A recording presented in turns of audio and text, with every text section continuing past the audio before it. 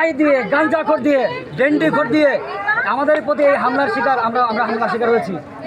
এইভাবে বাংলার মানুষের বোঝা উচিত, গোপালগঞ্জের মানুষের বোঝা উচিত হাসিনা দেশে ফিরবে না, কিন্তু হাসিনা যে দোষ করেছে এটা তো এখন প্রমাণ হিসেবে হয়।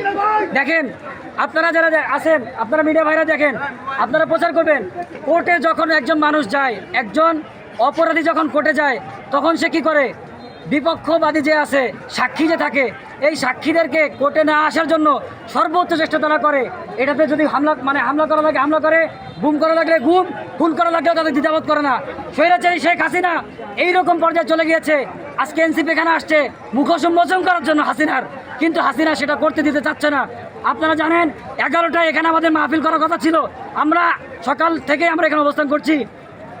একটার পরে একটা গাছ ট্যাকেরহাট থেকে, এই কোটালীপাড়া লাইন থেকে একটার পর একটা গাছ ফেলে রাস্তা অবরোধ করাচ্ছে। কেন? কারণ তাদের মুখোশ উন্মোচন